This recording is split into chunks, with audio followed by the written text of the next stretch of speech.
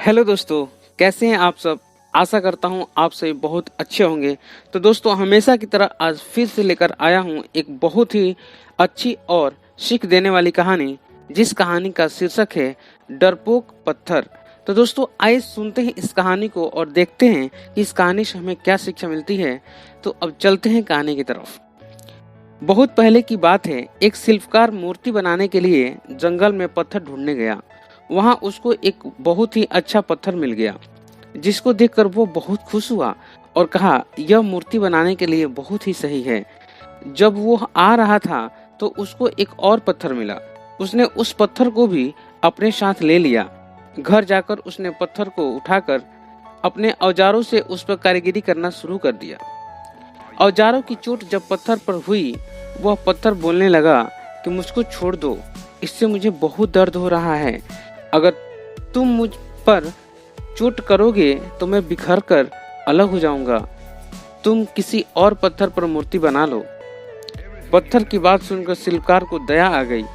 उसने पत्थर को छोड़ दिया और दूसरे पत्थर को लेकर के मूर्ति बनाने लगा। वह पत्थर कुछ नहीं बोल रहा था। कुछ समय में शिल्पकार ने उस पत्थर को बहुत ही अच्छी भगवान की मूर्ति बना दी। गांव के लोग मूर्ति बनने के बाद उसको लेने आए। उसने सोचा कि हमें नारियल फोड़ने के लिए एक और पत्थर की जरूरत होगी, तो उन्होंने वहां रखे पहले वाले पत्थर को भी अपने साथ ले लिया। मूर्ति को ले जाकर के उन्होंने मंदिर में सजा दिया और उसके सामने उसी पत्थर को रख दिया। अब जब भी कोई मंदिर में व्यक्ति आता था तो मूर्ति को फूलों से पूजा करता था, दूध से स्नान कराता था और उस पत्थर पर नारियल फोड़ता था। जब लोग उस पर नारियल फोड़ते थे तो वो बहुत परेशान होने लगा। उसको दर्द होता और वो चिल्लाता, लेकिन कोई उसकी सुनने वाला नहीं था।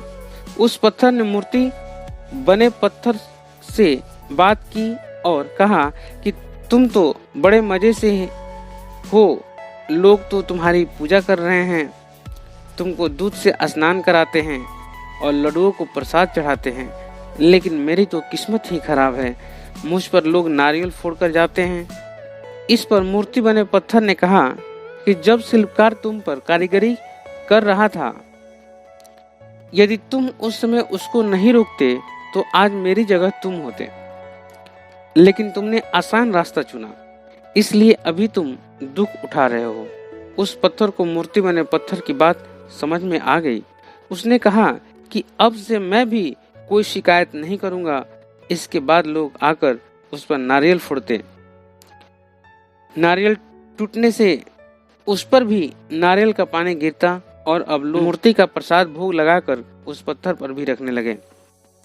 तो दोस्तों, इस कहानी से हमें यही सीख मिलती है कि हमें कभी भी कठिन परिस्थितियों से घबराना नहीं चाहिए, बल्कि डटकर उसका सामना करना चाहिए और सही समय का इंतजार करना चाहिए। तो दोस्तों, इस कहानी को सुनने के लिए बहुत बहुत धन्यवाद। दोस्तों, अगर ये कहानी आपको अच्छी लगी तो इस कहानी को आप लाइक करें, शेयर करें।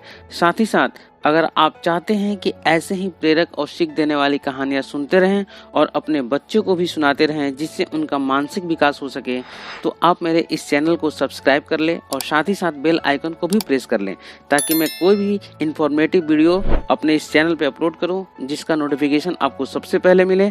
तो दोस्तों, अब आपसे विदा लेता हूं और मिलता हूं एक नए कहानी में।